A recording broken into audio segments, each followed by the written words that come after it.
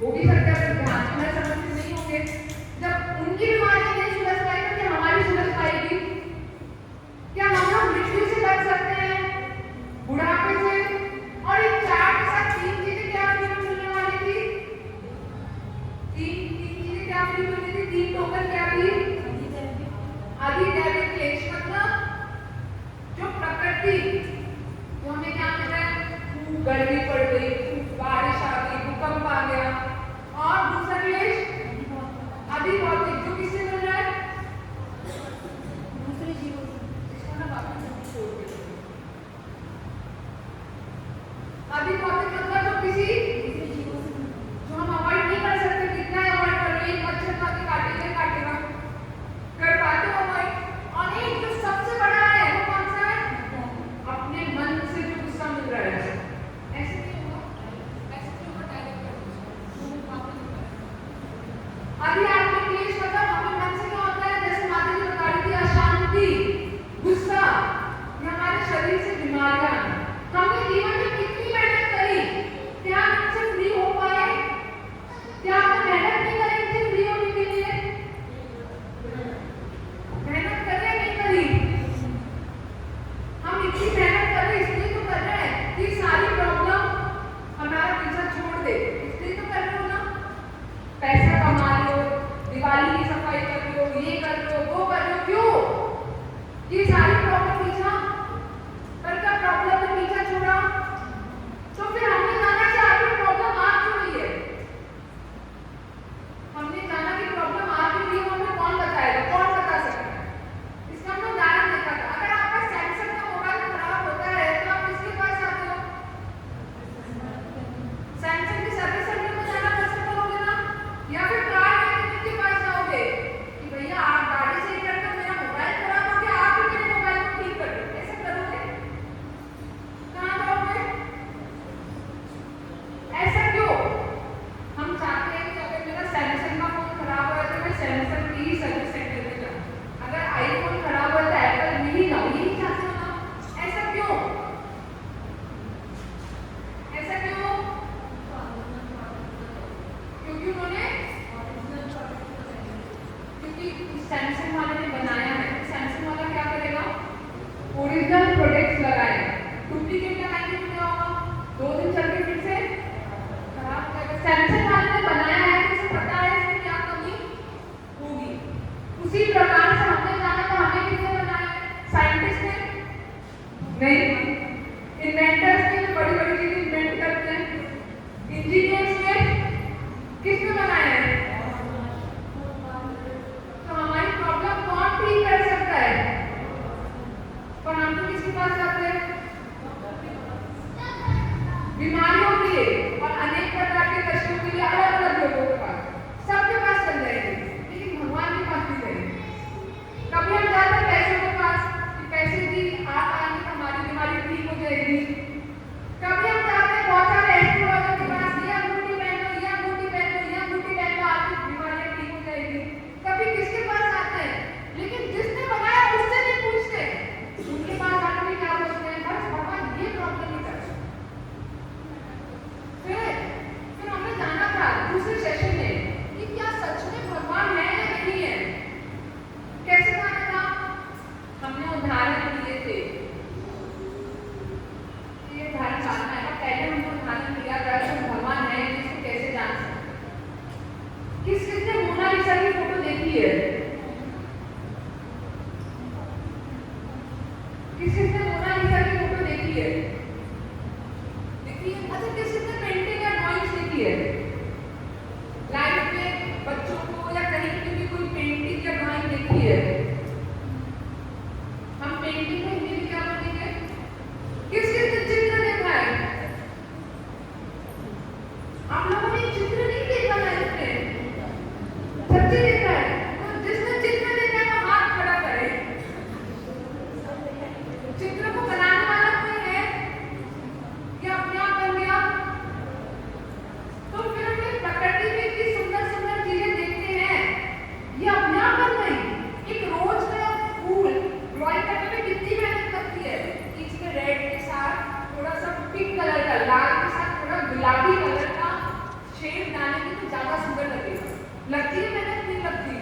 लेकिन हम देखते हैं गुलाब का फूल कितना सुंदर दिखता है, उसमें कितनी खुशबू आती है, वो अपने आप बन गया। ऐसा होता है क्या? हमने जाना था कि रॉकेट लॉन्च करने के लिए कितनी बड़ी टीम लगती है, नासा की, इसरो की बड़ी बड़ी टीम होती है जो 24 घंटे देखती रहती है कि रॉकेट सही जगह गया, सैटेलाइट सही जगह है ना? 24 घंटे मॉनिटरिंग करती रहती है। आप लोग ये जानते नहीं जानते? अरे पृथ्वी जो आसमान में लटक रही है, ये अपने आप आ गई, अपने आप लटक गई, इसकी कोई मॉनिटरिंग नहीं है। और वो कौन है मॉनिटरिंग करने वाला? फिर एक प्रश्न उठता है, हमने तो भगवान को देखा ही नहीं, तो हमने जाना था बहुत सी चीजें हमने नहीं देखी पर होती है।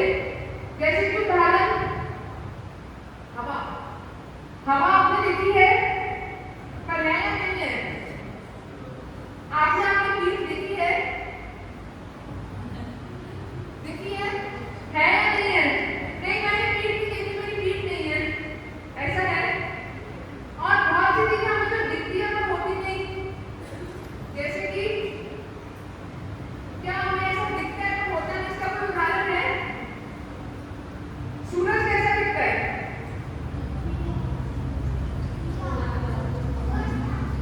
एक गोल्डन प्लेट जितना बस, पर होता कैसा है? तो इसका मतलब हमारी जो इंद्रियां हैं, हमारे 5 सेंस ऑर्गन्स कौन से? आईज, नोज, ईयर्स, टंग और स्किन। आंख, नाक, जीभ, त्वचा और एक कौन सा रहेगा? कान। ये 5 जो इंद्रियां हैं, इससे हम जो ज्ञान लेते हैं वो पूर्ण भी हो सकता है, अपूर्ण भी हो सकता है, कंप्लीट भी हो सकता है और इनकम्प्लीट भी हो सकता है। इसलिए हमने जाना था हमारी इंद्रियां क्या है? इम्परफेक्ट, अपूर्ण है।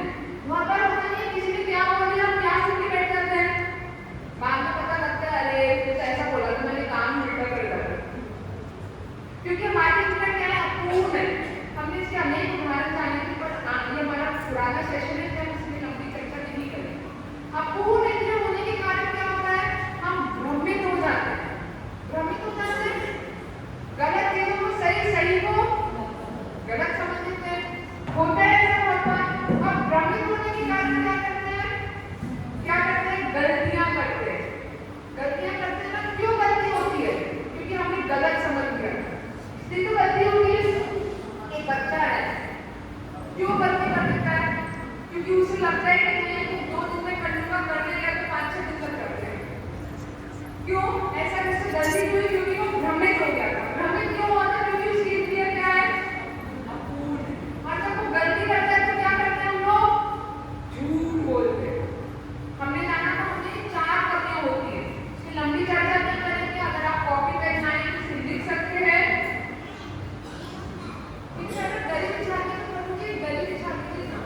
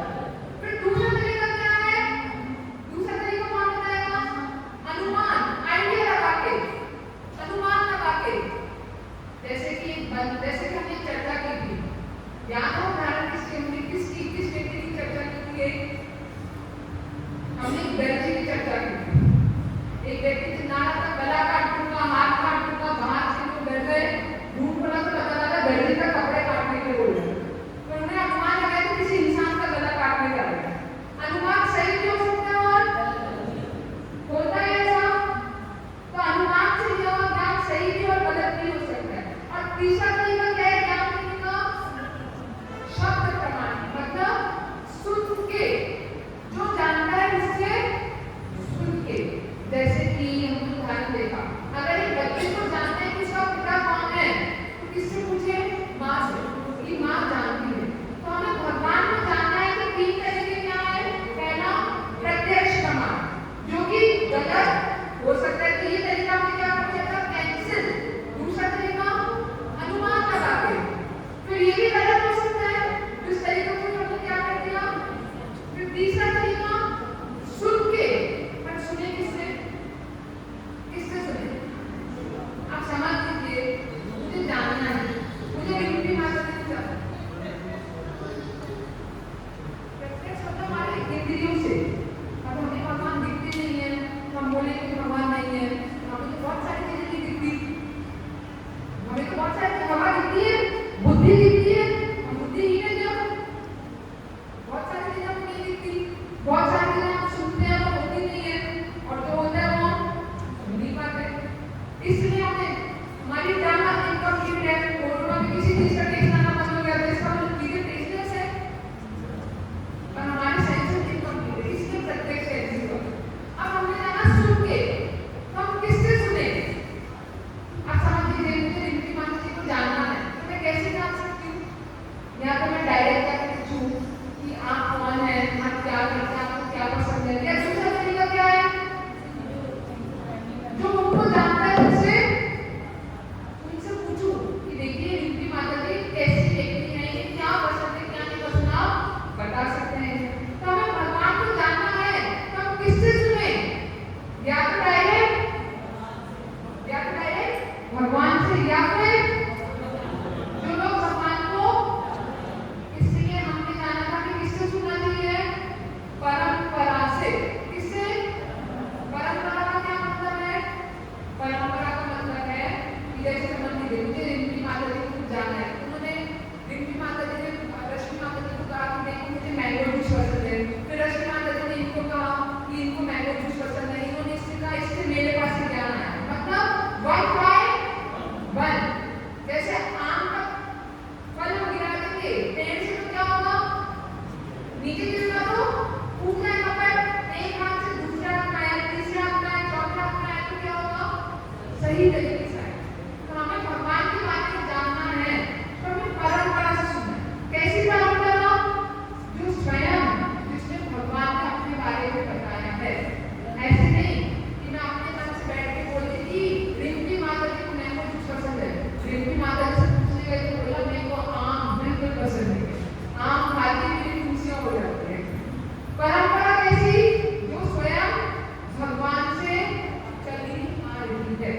फिर उसमें हमने जाना था कि भगवान ने परंपरा चली आ रही है, वेदों का ज्ञान दिया। फिर हमने जाना था वेद सही है या गलत है।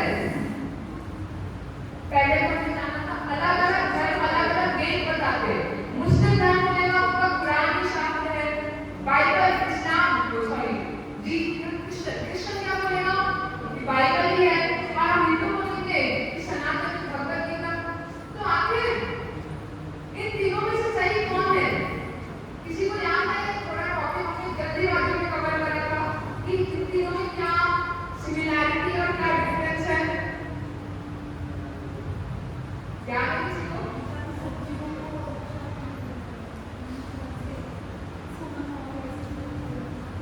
माता जी ने उदाहरण, इसको मैं डिटेल में बताती हूँ, हालांकि टाइम तो हमारे पास बहुत कम है, तब भी मैं बताती हूँ क्योंकि हमारा आज का टॉपिक है वन गॉड और मैनी गॉड, भगवान कौन है। तो पहले हमें जानना होगा सब धर्मों के बारे में। इस स्लाइड के अंदर भी एक चीज आखिरी में बताई गई है,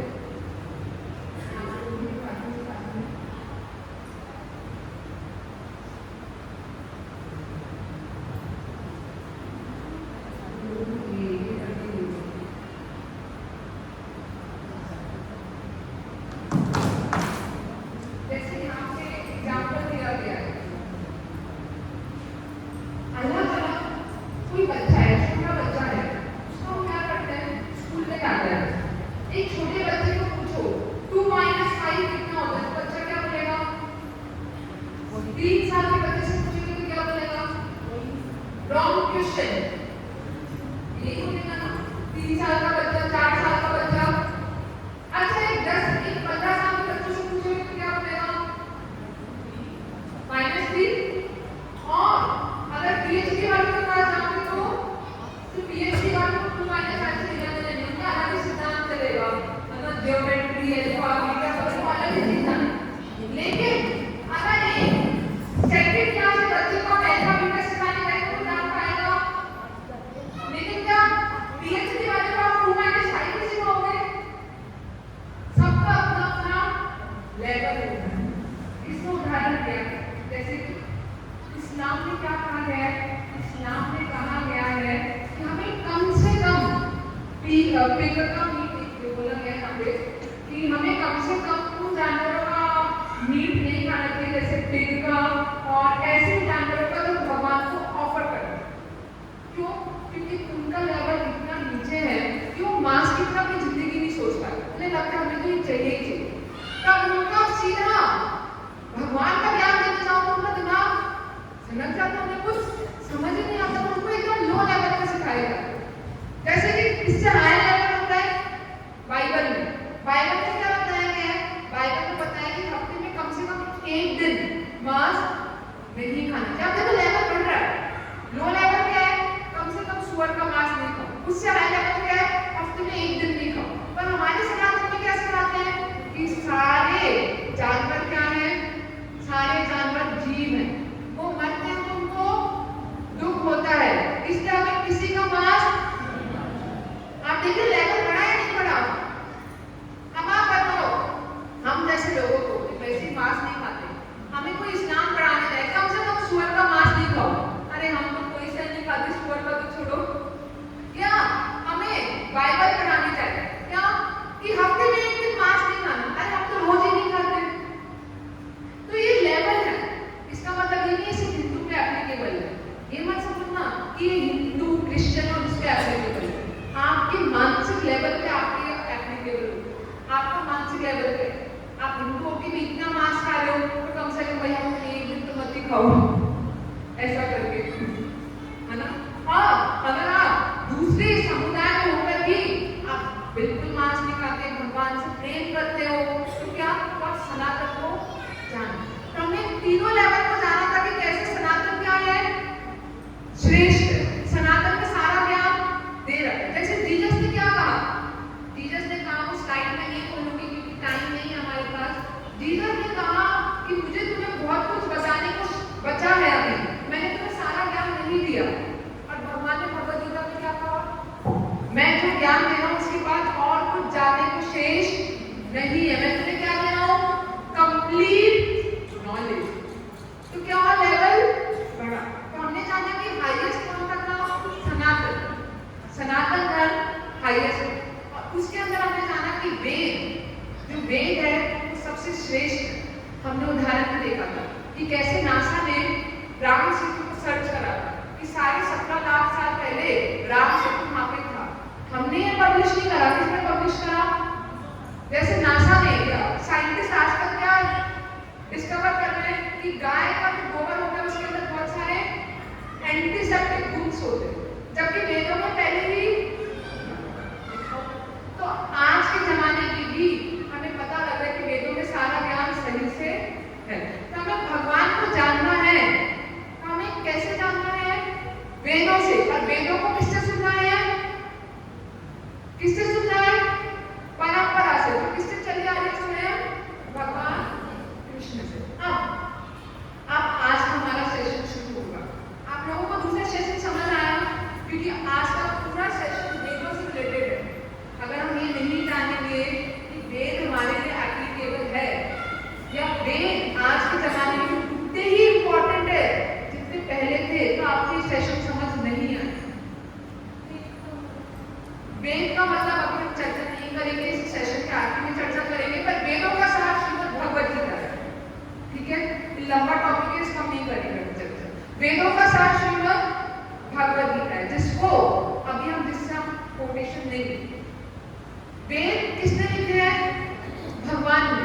भगवान ने वेद बताए। क्या भगवान में हमारे जैसे 4 कमियां हैं?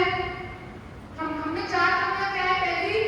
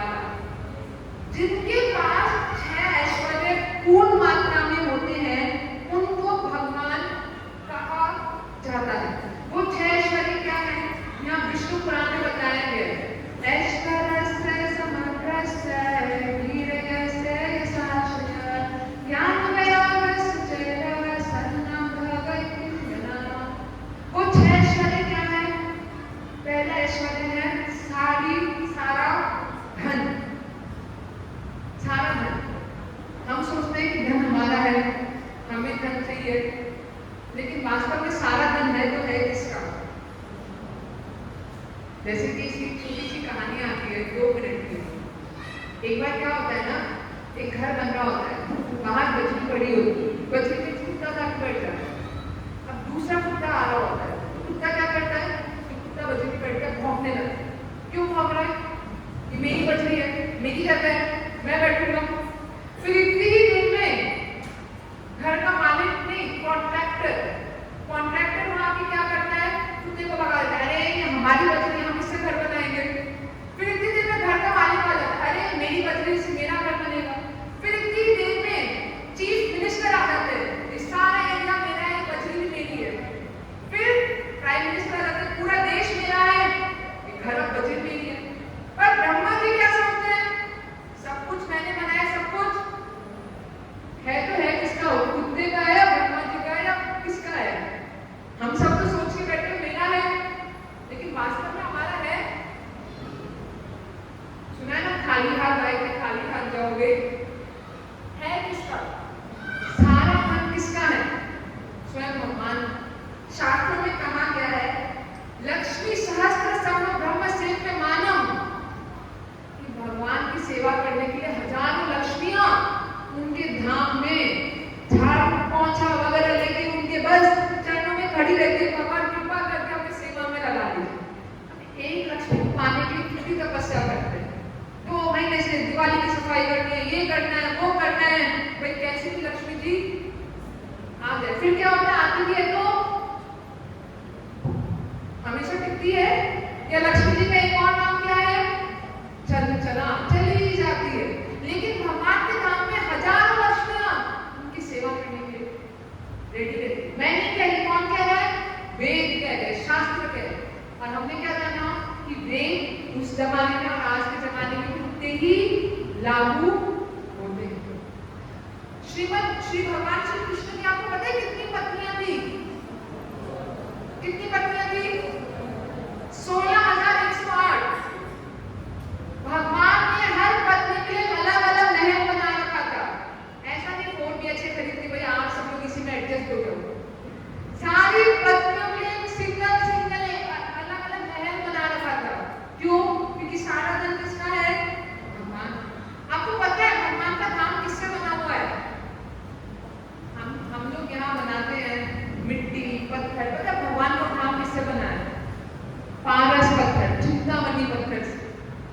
ऐसा पत्थर जो हर चीज को गोल्ड में कन्वर्ट कर दे, ऐसी चीज जो हमारी सोचती वो चीज लाके प्रकट कर देगी। चिंतामणि प्रकट सत्व सुकल्प वृक्ष। सबसे ज्यादा धनवान, सारे धनवान कौन है? स्वयं भगवान कृष्ण। इसका हम आगे और उदाहरण चर्चा करेंगे।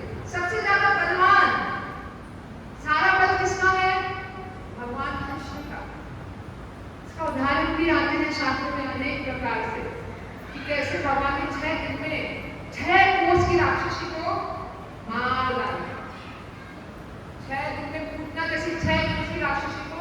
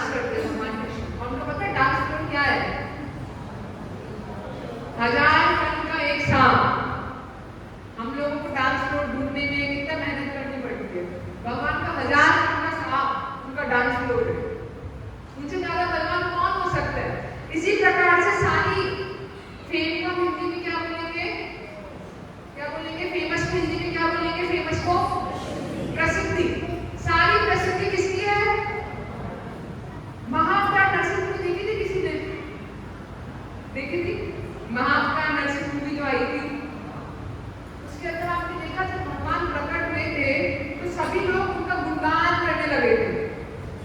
भगवान इतने प्रसिद्धिशाली हैं कि सारे देवी देवता, सारे लोक के निवासी 14 लोग, वेदों में बताएंगे 14 प्लेनेट, सारे 14 प्लेनेट के निवासी भगवान का गुणगान करते। सारे जीव, सारे जंतु, सब वो कैसे करते हैं उसमें हम लंबा चर्चा नहीं करने वाले, कैसे सारे उनकी गुणगान करते, सब दिखाया गया है कि कैसे देवी देवता की धनतेरस आती है। धनतेरस में क्या हुआ था? धनतेरस में क्या हुआ था? धनवंतरी भगवान का जन्म हुआ था। समुद्र मंथन कौन कर रहा था?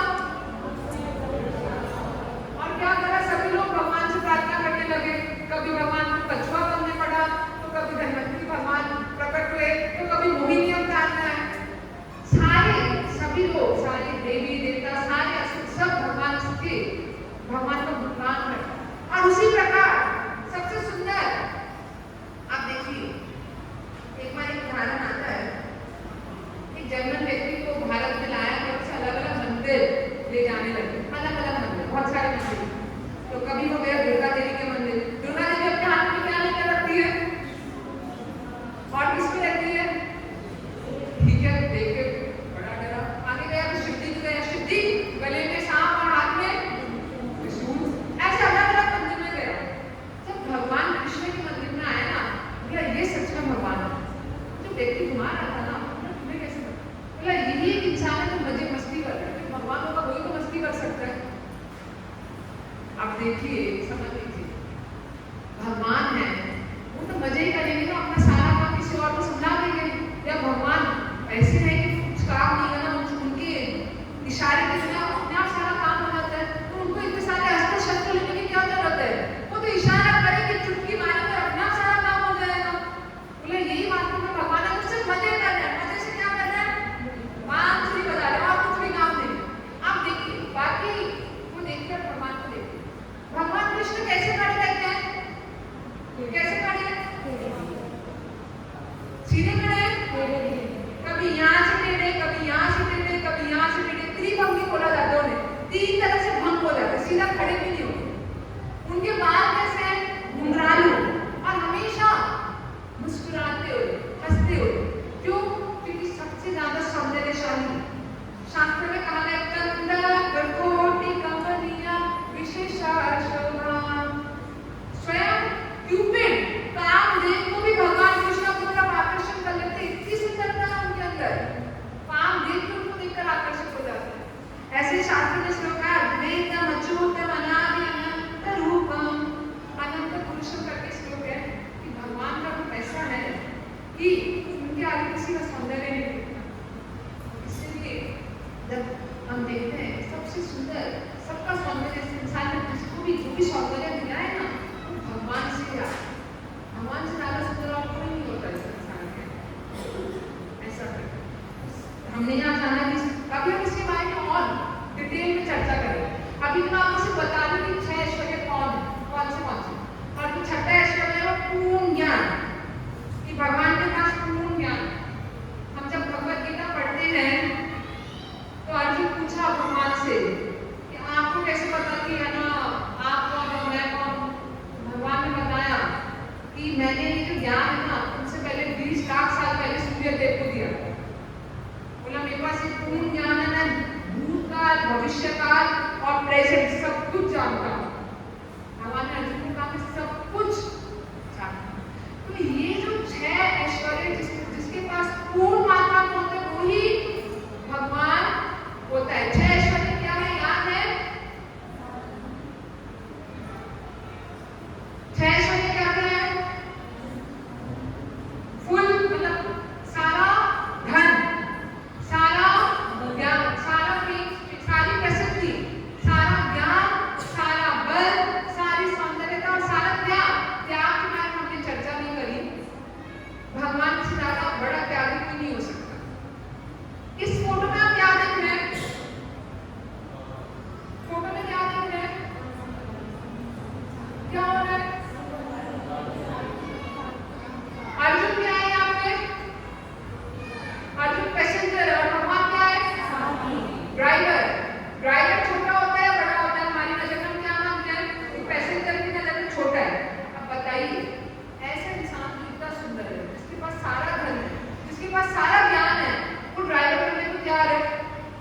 त्यागी है या नहीं है वो सबसे बड़े।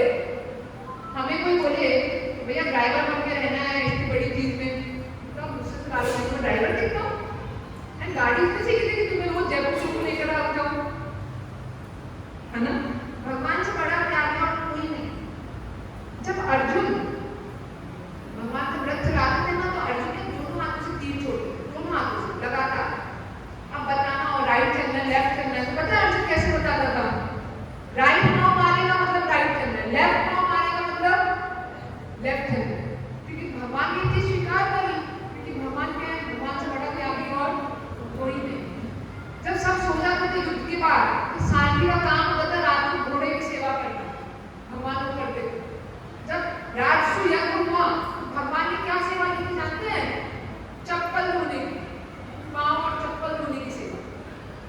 हमें बोले हमारे यहाँ बहुत बड़ा यज्ञ होने वाले से संसार के सारे राजा हैं, आप सबकी चप्पल जमाने की सेवा करना करोगे? क्यों? क्योंकि भगवान से बढ़कर त्यागी कोई नहीं। तो जिसके पास ये 6 प्रकार के ऐश्वर्य पूर्ण मात्रा में होते हैं वो ही भगवान होता है। क्योंकि भगवान कृष्ण के पास 6 वाले ऐश्वर्य पूर्ण मात्रा में है, इसलिए भगवान कृष्ण कैसे था? आकर्षित। कृष्ण का मतलब यह है कि सबको आकर्षण करने वाले, आकर्षति इति कृष्णा, कि वो सबको अपने प्रति आकर्षण करते हैं, आकर्षित करते हैं। भाई भगवान एक ही है, कृष्ण ही है। इतने सारे क्या हम तो इतने सारे लोगों के बारे में सुनते आए, ये भगवान हमारे तो हर थोड़ी दिन में कुल देवी चेंज होती है, हमारी कुल देवी ये, हमारे ये भगवान है, वो भगवान है, लेकिन सबका क्या? इतने सारे बाकी भगवान का क्या? भगवान तो एक ही है, अलग अलग नहीं है, जैसे बाकी भगवान का क्या? उसके बारे में भी हम जानेंगे कि बाकी भगवान का क्या, भगवान एक है या अनेक है। तो पहले बताया गया है कि भगवान एक ही है। श्लोक में बताया गया नित्यो नित्यानाम चेतना चेतना चेतना एको योगो न विद्याति कामान। भगवान एक है लेकिन उनके क्या है? अनेक रूप है। जैसे कि उदाहरण आता है, कोई जज है, कोर्ट में कैसे जाता है? कोर्ट में कैसे जाता है जज? कैसे जाता है? आपके जैसे पैंट शर्ट धोती कुर्ता ये सब पहन के जाता है?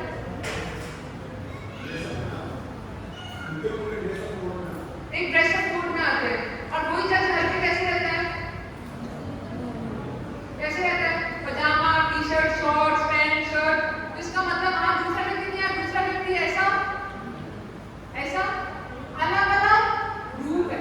ऐसे भगवान के अलग अलग रूप होते हैं, अलग अलग फॉर्म होते हैं। कुछ लोग बोलते हैं कि भगवान ज्योति है। हाँ भगवान ज्योति है, लेकिन मात्र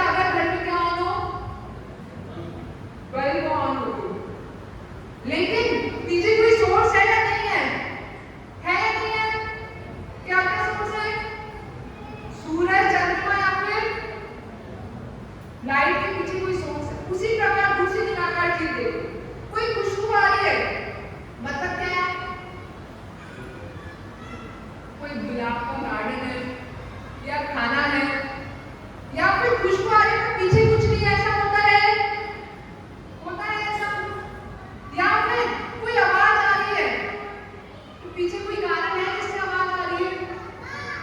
भाई संसार में इतने उदाहरण है कि कोई भी निराकार चीज के पीछे कोई सोर्स है, तो फिर भगवान का सिर्फ एक ज्योति है, उनके पीछे भी कोई एक व्यक्ति है।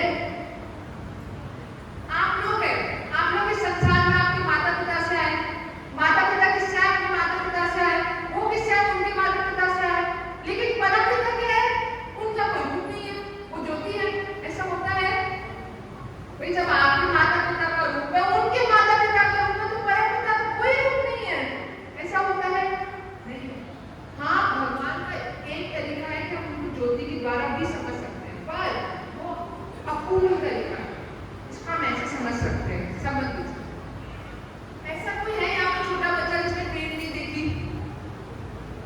सबने ट्रेन देखी है, चलो ऐसे समझ लीजिए। देखिएगा, एक गांव था, वहां पे आज तक कभी कोई ट्रेन नहीं गई, वहां पे पटरी डाली गई, बड़ी सूचना दी गई कि यहाँ एक ट्रेन आने वाली। तो गांव वाले बड़े एक्साइटेड होते हैं, ट्रेन क्या होता है, कब आ रही है, कैसे आती है।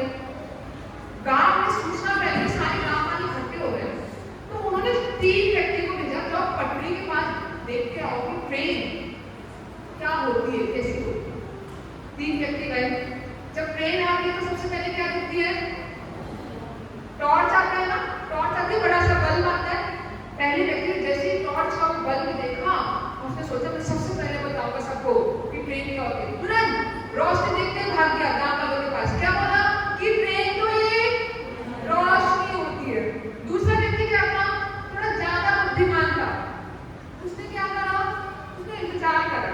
फिर जैसे ट्रेन आई तो उसने देखा, क्या देखा कि ट्रेन रोशनी नहीं है, इसमें बहुत सारे डब्बे जाके दूसरी सूचना दी, अरे ट्रेन रोशनी नहीं है, ट्रेन तो बहुत सारे जुड़े हुए डब्बे हैं। तीसरा व्यक्ति क्या था? और बुद्धिमान था, उसने क्या करा? अंदर गया, देख के आया तो पता लगा अरे वहाँ तो किचन भी है, वहाँ तो सोने की व्यवस्था भी है, वहाँ तो सारी फैसिलिटीज है।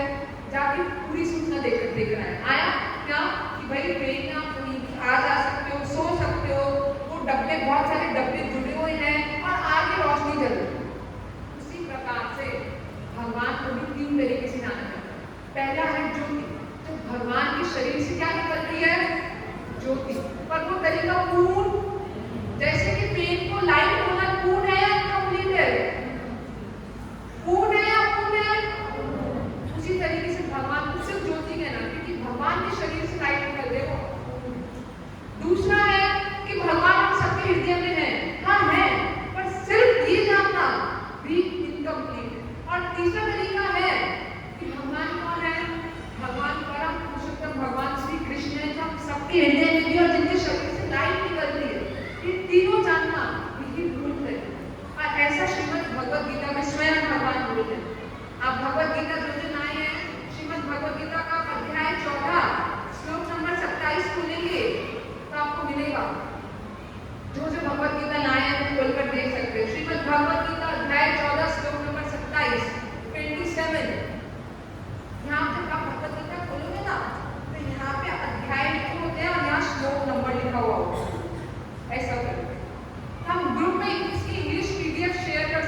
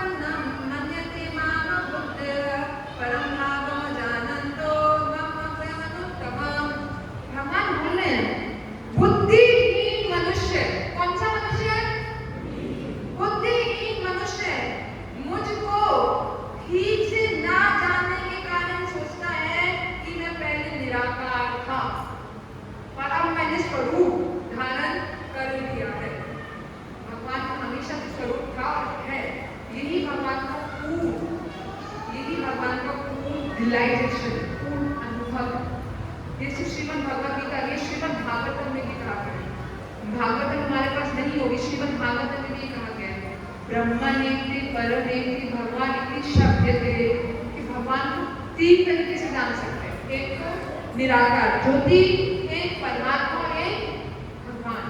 जो भगवान को तीनों तरीके से जानता है वो भी भगवान को पूर्ण रूप से जान सकता है।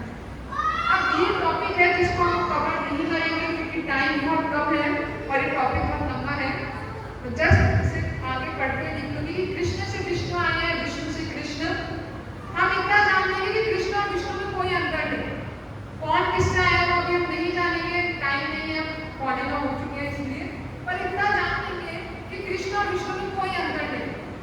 ठीक है, जैसे समझ लीजिए एक दिए से मैं दूसरा दिया जलाऊंगी तो दोनों में कोई अंतर है या बराबर है? बराबर है ना। एक दिए से आप 100 दिए जलाओ, अभी आप लोग दिए जलाओगे सब, बोला ना दीपदान होगा, तो उन दोनों सारे दियों में कोई अंतर है? बराबर है, बराबर है ना। ऐसे ही कृष्ण और विष्णु, संकर्षण, भगवान राम, इन सब में कोई अंतर नहीं, सब एक। अभी हम यही जानेंगे। वैसे भी सब एक नंबर, कौन किससे आया है वो अभी हम नहीं जानेंगे। अब हम आते हैं अगले टॉपिक। ये टॉपिक भी हम जल्दी कवर करेंगे क्योंकि टाइम बहुत जल्दी है। इसमें ये बताया गया है कि जीव, हम लोग कौन है? हम लोग जीव हैं। ये हम अगले सेशन में जानेंगे।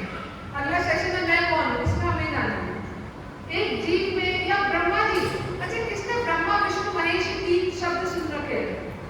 सबने सुन रखे। ब्रह्मा जी क्या करते हैं? क्या करते हैं? सृष्टि की रचना करते हैं। विष्णु जी क्या करते हैं? और महेश जी क्या करते हैं? संहार करते हैं। तो ब्रह्मा जी जिस सृष्टि को बनाते हैं उन्हें बताया गया है शास्त्रों में, मैं नहीं बता रही, बिल्कुल भी ध्यान रखना, हम जो भी बोल रहे हैं सिर्फ वेदों से बोल रहे हैं, अपना मन का कुछ भी नहीं कह रहे। उसमें बताया गया है कि ब्रह्मा जी में 50 गुण, मैक्सिमम 50 गुण हो सकते हैं।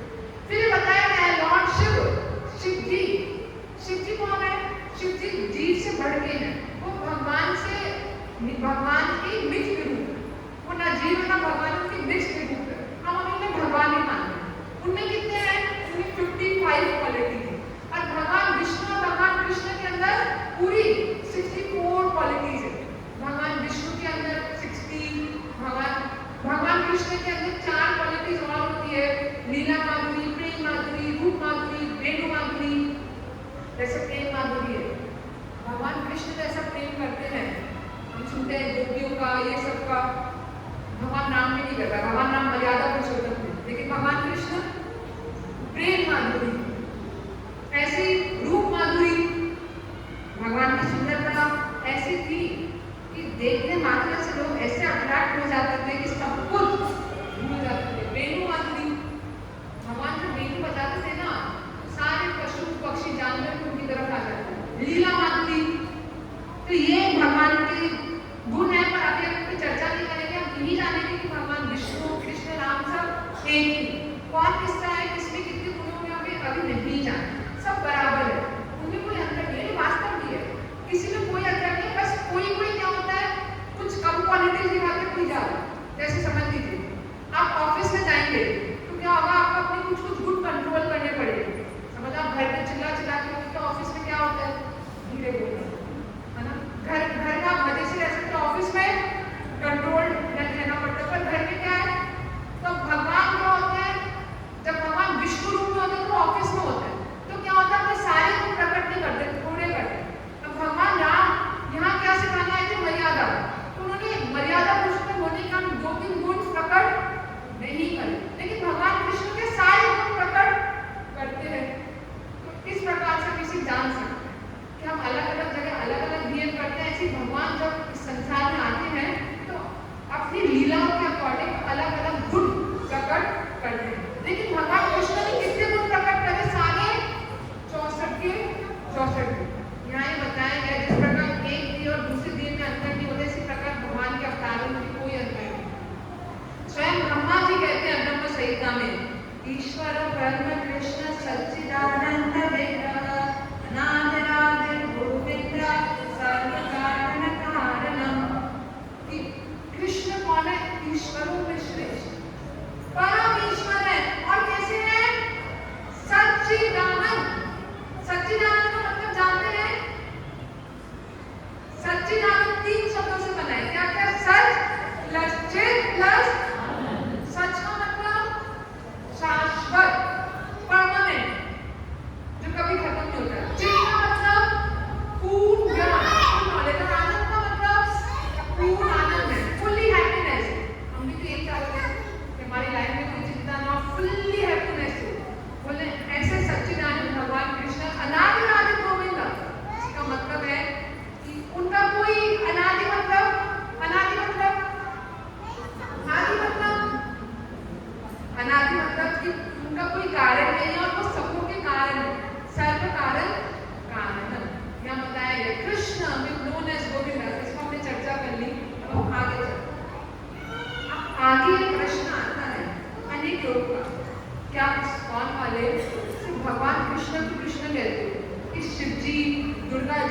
बाकी लोग इनका क्या?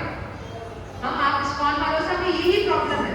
आज लोग किसी पूछेंगे ना इस्कॉन वालों से यही प्रॉब्लम है, फिर कृष्ण को ही भगवान कहते हैं, बाकी भगवान को भगवान नहीं कहते। बहुत लोगों को प्रॉब्लम आता है। देखिए, हम किसी को डिसरेस्पेक्ट नहीं करते, हम सबको रेस्पेक्ट करते हैं। हम लोग यहाँ नीचे बैठ के कंपेयर भी नहीं कर सकते, इतने महान लोग हैं हम लोग, कौन है इन लोगों में कंपेयर करने वाले कि कौन ऊंचा है कौन नीचा। लेकिन हम सबकी पोजीशन जानते हैं। एक उदाहरण से समझते हैं, हमारी जो पार्लियामेंट है उसके अंदर अनेक मिनिस्टर्स होते हैं नहीं होते? कोई उदाहरण देंगे कुछ मिनिस्टर्स के? मंत्रियों, हमारे पार्लियामेंट में कौन से मंत्री होते हैं, कोई बता सकते हैं? रक्षा मंत्री, शिक्षा मंत्री, गृह मंत्री, अच्छा इन सबका मुखिया कौन होता है? प्रधानमंत्री, प्राइम मिनिस्टर। आप समझ लीजिए, आप किसी से पूछे क्या आपकी इंडिया की पार्लियामेंट के बारे में बता सकते हो, तो वो व्यक्ति बताने लगा। देखिए, हमारे पार्लियामेंट के अंदर अनेक प्रकार के मंत्री हैं। आप किसी के पास भी जाइए, सब उतने ही श्रेष्ठ हैं, सब उतने ही महान हैं, सब बराबर कार्य कर सकते हैं। क्या ऐसा है? क्या इन सबका निर्देशन कौन कर रहा है? कौन कर रहा है निर्देशन? प्रधानमंत्री। अनेक मंत्री हैं, लेकिन श्रेष्ठ कौन है? प्रधानमंत्री के अंदर ही पूरा पार्लियामेंट चल रहा है। उसी प्रकार से सारी देवी देवताएं महान शक्तिशाली हैं, लेकिन वो सब सेवा किसके अंदर में कर रहे हैं? भगवान के अंदर। वो अपना कार्य किसके अंदर में कर रहे हैं? भगवान के अंदर। जैसे सारे वित्त मंत्री, मतलब फाइनेंस मिनिस्टर और एजुकेशन मिनिस्टर, शिक्षा मंत्री, सब अपने कार्य किसके आदेश अनुसार कर रहे हैं? प्रधानमंत्री के अनुसार। उन्हीं के आदेश अनुसार कर रहे हैं ना? ऐसा थोड़ी ना है कि स्वतंत्र रूप से कर पा रहे हैं। उसी प्रकार से सारे देवी देवताएं, उन सबके स्वामी भगवान कृष्ण हैं, और वो सारे बहुत शक्तिशाली है, लेकिन किसके आदेश अनुसार काम कर रहे हैं? भगवान के आदेश अनुसार। उसी को उदाहरण हम यहाँ चर्चा करने वाले कि शास्त्रों में क्या कहा। शिव जी, ज्यादातर लोग शिव जी को जल चढ़ाते होंगे, चढ़ाते हैं ना? ऐसा कोई है जो उसने कभी शिव जी को जल नहीं चढ़ाया? ऐसा कोई है जो चढ़ाते रहते हैं? चढ़ाते नहीं चढ़ाते? जो चढ़ाते रहते हो आप खड़ा कर सकते हैं। कभी नहीं चढ़ाते? चढ़ाते? शिव जी क्या कहते हैं? अच्छा, शिव जी को जल क्यों चढ़ाते हो? क्यों चढ़ाते हो?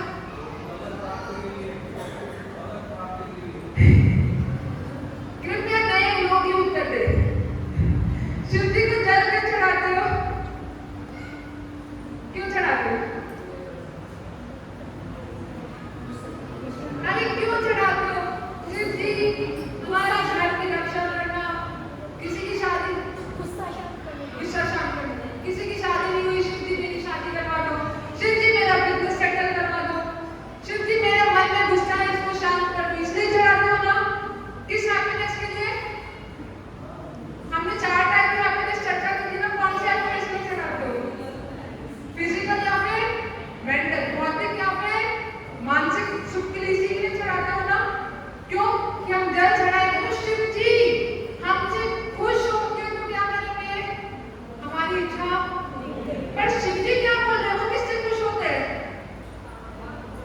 शिव जी क्या बोल रहे हैं? वो किससे खुश होते हैं? श्रीमद् भागवतम के अंदर शिव जी बोल रहे हैं, हम नहीं बोल रहे। शिव जी स्वयं श्रीमद् भागवतम में बोल रहे हैं कि ये श्लोक है जिसको हम नहीं पढ़ेंगे बिकॉज ऑफ लिमिट टाइम का कम होने का। शिव जी कह रहे हैं कि मैं उस व्यक्ति से खुश होता हूँ जो भगवान कृष्ण को शरणागत होता है हर तरीके से। मैं वह व्यक्ति मुझे अत्यंत प्रिय है। और इसके अनेक उदाहरण हैं। गोवर्धन को कौन कौन गया हुआ है? गोवर्धन, वहां पे एक शिव जी है, जानते हैं शिव जी का नाम क्या है? चक्रेश्वर महादेव। उनके पीछे की कहानी पता है?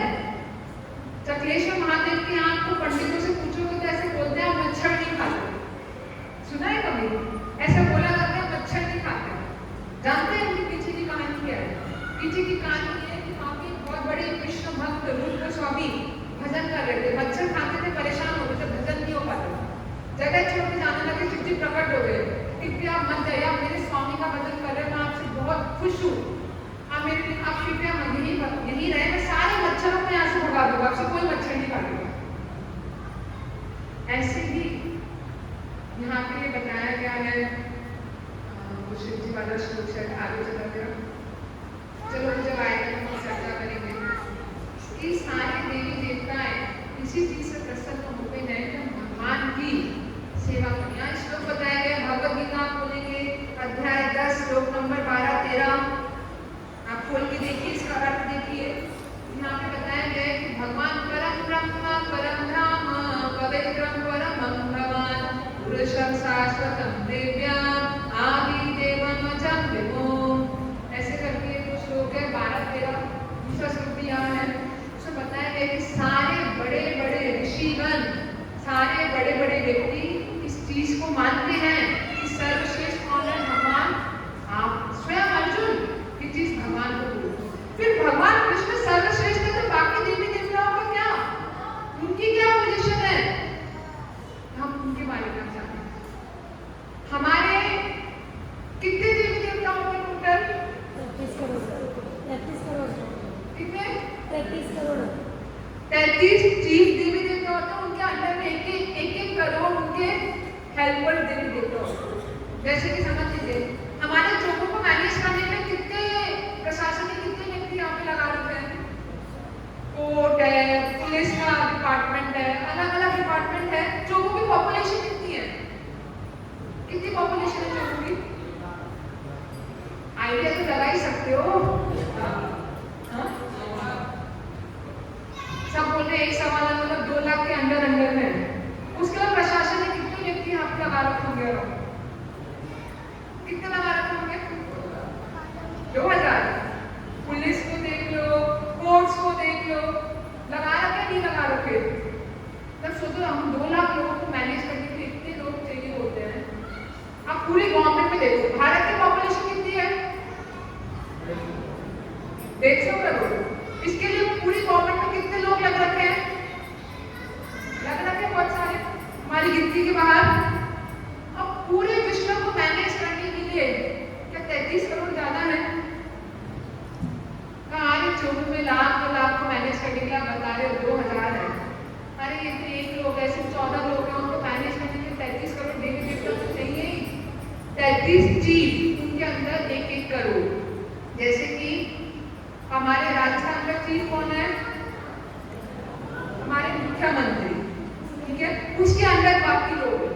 तो ऐसे यहाँ पे 33 चीफ देवी देवता, उनके अंदर बाकी लोग हैं जो संसार को, इस पूरे जगत को मैनेज करते हैं। तो इसलिए हमें कभी भी देवी देवताओं को भगवान के बराबर नहीं मानना। इसलिए आप देखा करो हर थोड़ी देर दूर आप जाओगे हमारी कुल देवी बदल जाते हैं, कुल देवता बदल जाते हैं। क्योंकि 33 करोड़ है ना, तो किसी की कुल देवी कौन, किसी की कुल देवता कौन बदल जाता है। कोई खंडेला जाता है, कोई कहाँ जाता है, कोई गोनेर जाता है, सबके अलग अलग कुल देवता होते हैं। क्योंकि सब क्या है, 33 करोड़ में से क्या कर रहे हैं, हम सबको मैनेज कर रहे हैं। पर 33 करोड़ क्या है, अलग अलग मिनिस्टर, सबके स्वामी कौन है? भगवान।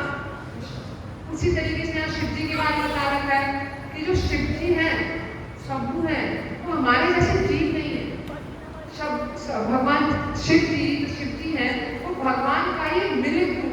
जैसे दूध के अंदर दही मिला दोगे तो क्या होगा? दूध में चावल डाल दो तो क्या होता है? क्या होता है? दही बन जाता है। अब वो दही के अंदर दूध की क्वालिटीज रहती है क्या? दही में दूध की क्वालिटीज रहती है या बदल जाती है? बदल जाती है ना। लेकिन वो क्या है, दूध का ही दूसरा रूप है। ऐसे जो शिव जी हैं वो भगवान के दूसरे रूप है, लेकिन वो भगवान नहीं है। उनकी क्वालिटीज बदल गई है। यहाँ पे दूध का उदाहरण यहाँ दे रखा है। यहाँ बता रखा है कि आप शिव जी की फोटो देख रहे हैं। शिव जी क्या कर रहे हैं? किसकी माला कर रहे हैं? सुना है आपने शिव जी किसकी माला करते हैं? राम जी की। यहाँ श्लोक बोला गया, राम रमेति रमेति रामे रामे मनोरमा सहस्रनाम निष्तुल्यं राम नाम वरानने।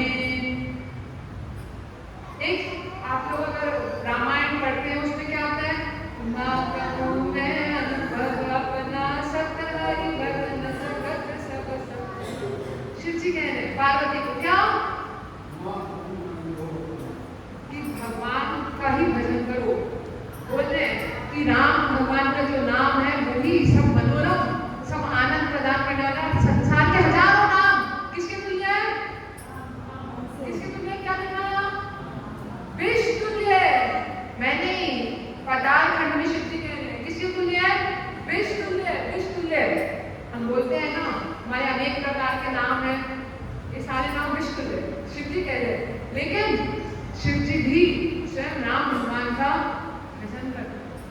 शिव जी को अगर हमें खुश करना है तो उसका तरीका यही है कि हम भगवान का भजन करें। शास्त्रों में अनेक उदाहरण दिए गए हैं जिसमें बताया गया है कि शिव जी भगवान राम के भजन से भी प्रसन्न होते हैं, अन्य और कोई तरीका नहीं। हनुमान चालीसा गाते हो, हनुमान जी किससे खुश होते हैं? हनुमान चालीसा को बता रखा है किससे खुश होते हैं? क्या लाइन है वो? क्या लाइन है? दीपक मुझे बताएंगे। सुंदरकांड में आते हैं। पर हम लोग क्या करते हैं? हनुमान जी आप ही सब कुछ हो, आप ही हमारी इच्छा पूरी कर दो, आप ही हमारे भगवान हो। हनुमान जी बोल रहे हैं कि राम का भजन करो, राम नाम लो, खुद राम नाम से प्रसन्न होते हैं, लेकिन हम क्या करते हैं? नहीं हनुमान जी आप ही श्रेष्ठ हो। अरे हनुमान जी तो बोल रहे हैं राम कैसे खुश होगा? शिव जी बोल रहे हैं कि भगवान का नाम लो। आप श्रीमद् भागवत खोलिए, 4वां स्कंद खोलिए। अभी नहीं, क्वेश्चन आंसर स्टार्ट।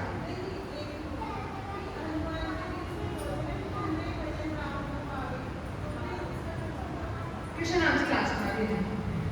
देखो टाइम बहुत लिमिटेड है, 9 बज चुके, दीपदान भी होगा, फिर बहुत लंबा चल जाएगा। क्वेश्चन आंसर क्लास में लेंगे, है ना? ये टॉपिक बहुत लंबा है, छोटा टॉपिक नहीं। एक्चुअली स्लाइड्स में ना 2 घंटे के हिसाब से हमें 1 घंटे में से भगाना पड़ता है, इसलिए आपका वैसे क्वेश्चन का आंसर ये है कि हनुमान जी के भजन से हम राम को पाएंगे तो हमें जानना चाहिए भगवान राम को श्रेष्ठ माने। लोग क्या करते हैं? हनुमान जी को श्रेष्ठ माने, है ना? लोग ज्यादातर लोग क्या करते हैं? हनुमान जी के भजन से मेरी इच्छा पूरी होगी, हनुमान जी सब कुछ है, तो राम भगवान को मानते, मतलब वो उन्हें राम भगवान की श्रेष्ठता मानना ही नहीं चाहते। ऐसे शिव जी भगवान राम के भजन से खुश होते हैं। स्वयं शिव जी कह रहे हैं, अनेक उदाहरण है, खोलिए शास्त्र, हम चर्चा नहीं करेंगे, आप पर्सनली मुझसे पूछ सकते हैं कि कौन कितने उदाहरण के शिव जी कैसे कैसे भगवान राम के भजन से प्रसन्न है। अब हम दूसरी जगह जाते हैं, दुर्गा देवी। दुर्गा देवी कौन है? शिव जी की पत्नी नहीं है। दुर्गा देवी पार्वती माता वही है। दुर्गा देवी पार्वती माता माया शक्ति, भगवान की माया शक्ति शिव जी की पत्नी है। यहाँ पे बताया गया है, आप कभी जाएंगे दुर्गा देवी मंदिर में भी बंगाल के अंदर, तो वहाँ पे अपन एक उदाहरण मिलेंगे। ब्रह्म संहिता के अंदर एक श्लोक है कि जो दुर्गा देवी है, जो माया शक्ति है, वो भगवान के प्रलय क्रिएशन, मतलब सृजन, पालन और संहार।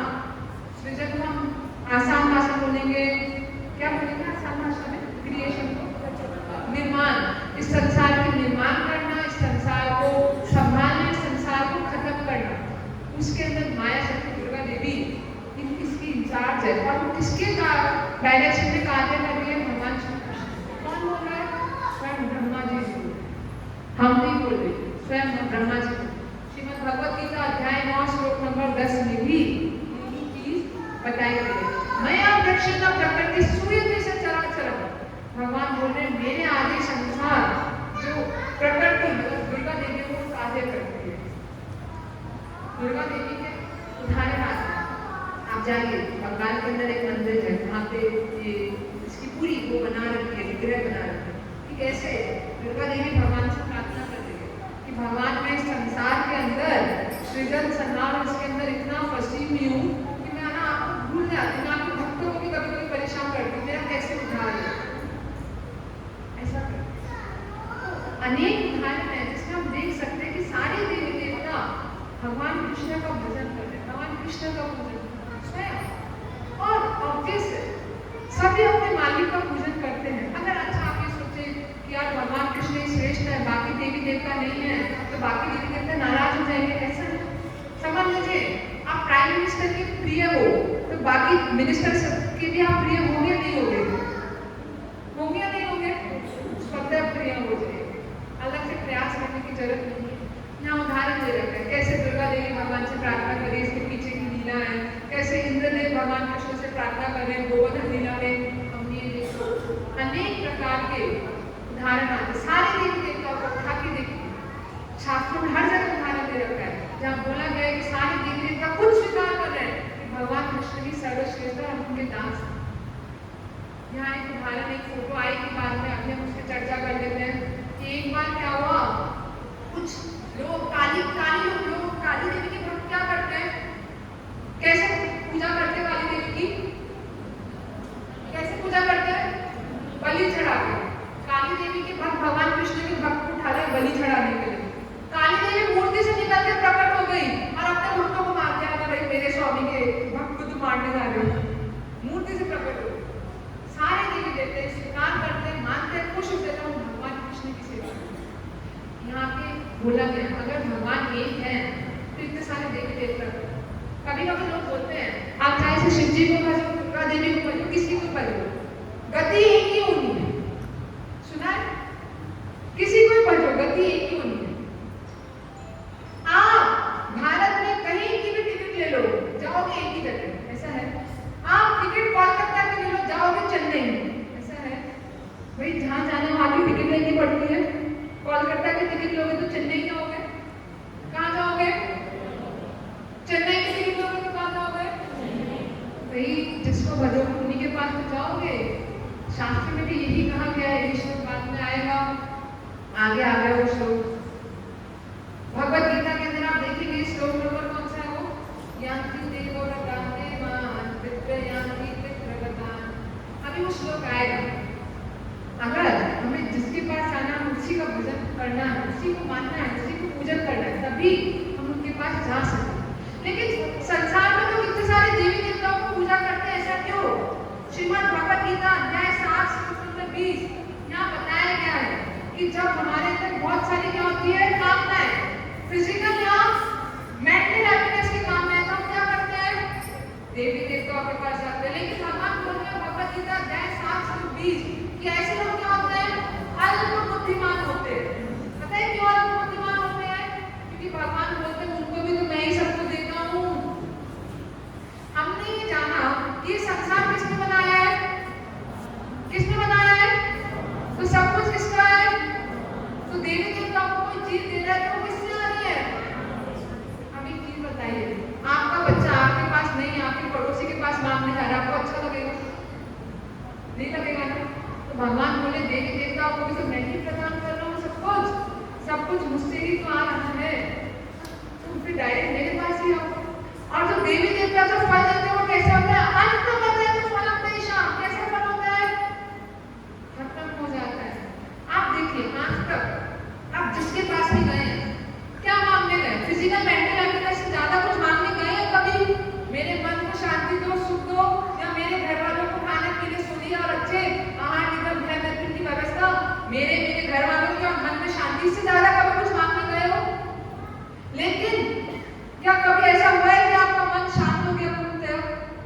क्या कभी ऐसा हुआ है कि प्रॉब्लम्स खत्म हो गई, प्रॉब्लम्स ने क्या करा, आपके जीवन से लॉक आउट कर दिया? ऐसा हुआ है? नहीं हुआ। लेकिन हम तो हमेशा मांगते हैं, क्यों? क्योंकि देवी देवताओं से जो भी फल मिलता है वो सारे नश्वर खत्म हो गए। स्वयं भगवान भगवत गीता के अंदर है, पर इग्नोरेंस, अज्ञानता के कारण उनके पास आते, क्योंकि हम जानते ही नहीं थे। अरे जानेंगे तभी तो हम सही जगह जाएंगे, जानते नहीं तो गलत ही तो करेंगे। इसलिए भी कोर्स हो रहा है बताने के लिए क्या सही है क्या गलत, क्या करना चाहिए क्या नहीं करना चाहिए। देवी देवता भगवान की इच्छा के बिना हमें कोई फल नहीं दे सकते। स्वयं भगवान भगवत गीता में कहेंगे। उदाहरण यहाँ पे आता है, हिरण्यकशिपु का नाम सुना है? कितने साल तपस्या की ब्रह्मा जी की?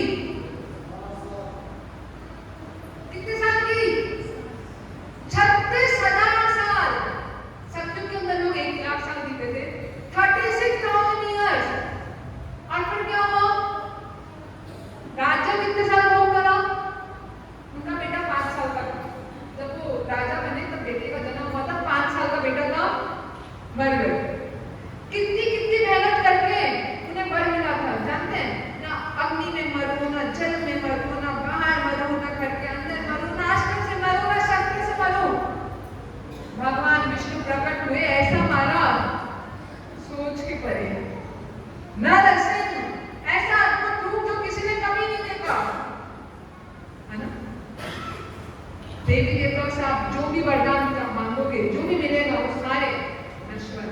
रावण किसकी तपस्या करता था?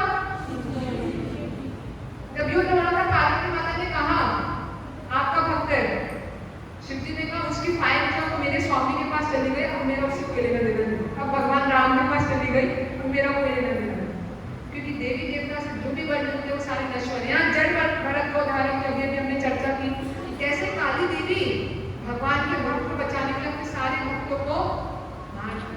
इससे हमें पता लगता है कि सारे रास्ते एक जगह नहीं जाते। यहाँ भगवद गीता का श्लोक बताया गया 9:25, यान्ति देव व्रतानि मान पितृयान्ति पितृव्रतान् भूतानि यान्ति भूतेश्च यान्ति मध्यमपि माम्।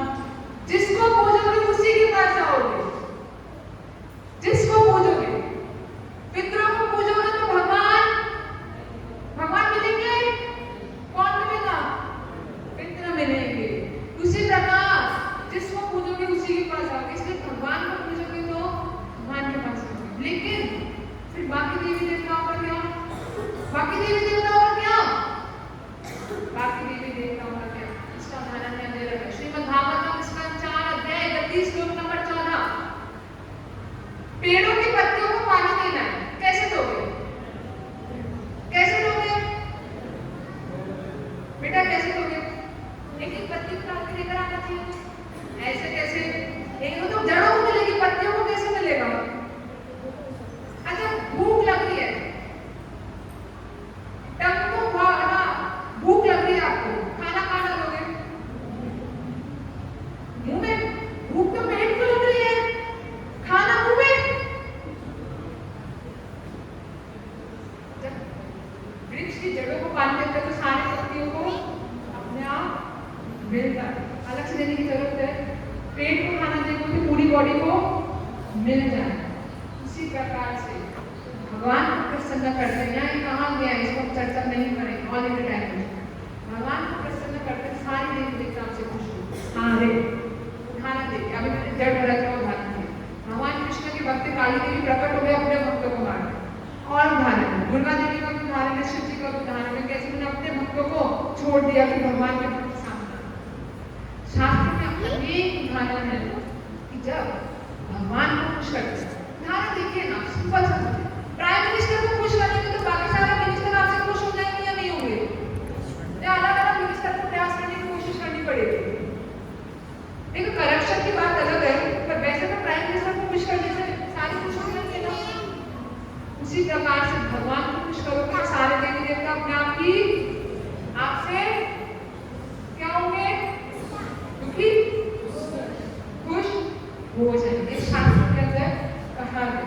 अब एक लास्ट क्वेश्चन जो यहाँ उठता है कि भाई भगवान देवी देवताओं जैसे हमारी इच्छा पूरी करेंगे या नहीं करेंगे?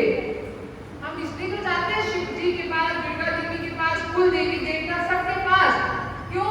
क्योंकि हमें फिजिकल और मेंटल हैप्पीनेस दे सके। तो भगवान देंगे या नहीं देंगे? इस फोटो में आपको क्या दिख रहा है? कौन दिख रहा है? सुदामा। सुदामा जी को भगवान ने क्या दिया? क्या दिया था जानते हैं? देखो तो सुदामा जी ने भगवान को दिया चावल, और भगवान ने क्या दिया? पूरा महल दे डाला। ध्रुव महाराज 6 महीने के बालक, 6 महीने में तपस्या की थी, 5 साल के बालक था, पूरा संसार का राज्य दे दिया। राज्य दिया जो दिया, उनका अलग प्लैनेट बनाया था। भगवान खुद गेट कीपर, भगवान गेट कीपर। सुना बच्चों को दिखाते हो बेटा, पूरा ध्रुव लो दिखाते हो ना, ध्रुव तारा दिखाते हैं ना, ध्रुव तारा। भगवान ने ध्रुव जी में प्लानिंग की। भगवान भी हमारी इच्छाएं पूरी करते हैं। ऐसे ही आपको उत्तरा का उदाहरण है, गोपियों का उदाहरण, जिस पर हम चर्चा नहीं करेंगे। तो यहाँ ये बताया गया है कि भगवान की सेवा से क्या मिलता है? शुभ ग्रह भूत पिशाच युक्त।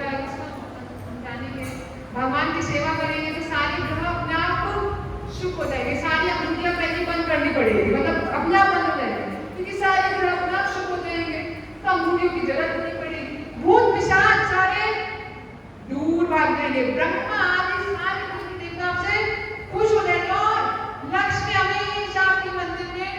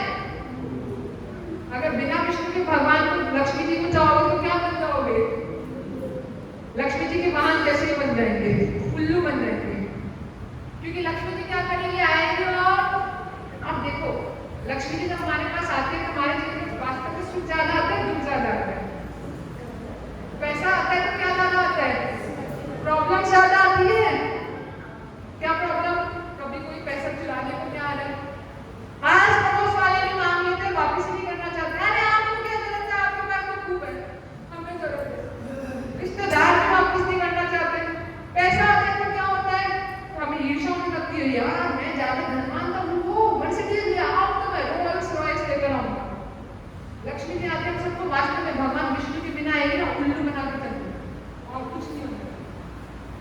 हम फिजिकल एक्टिविटीज में खूब मेहनत करेंगे, लेकिन मिलेगा क्या? वही 3 प्रकार के कष्ट, कभी मन से दुखी होना, कभी गुस्सा आना, कभी बीमारी होना, कभी भूकंप आना, कभी दूसरी चीजों से कष्ट आना। इनसे हम कभी मुक्त नहीं हो पाएंगे। इसलिए गोविंद की भक्ति करने से, गोविंद को भजने से सब कुछ प्राप्त हो जाता है। देवताओं के पास हमें कैसे जाना चाहिए? ये लास्ट टॉपिक है, 2 मिनट में हम इसे कंप्लीट करेंगे। ऐसा नहीं है कि हमें बाकी देवी देवताओं को डिसरेस्पेक्ट करना चाहिए, नहीं। वो स्वयं भगवान के मैनेजमेंट को संभाल रहे हैं। गवर्नमेंट के अंदर किसी को व्यक्ति को मैनेजमेंट संभालने की जिम्मेदारी दी जाती है, तो कैसे व्यक्ति को दी जाती है?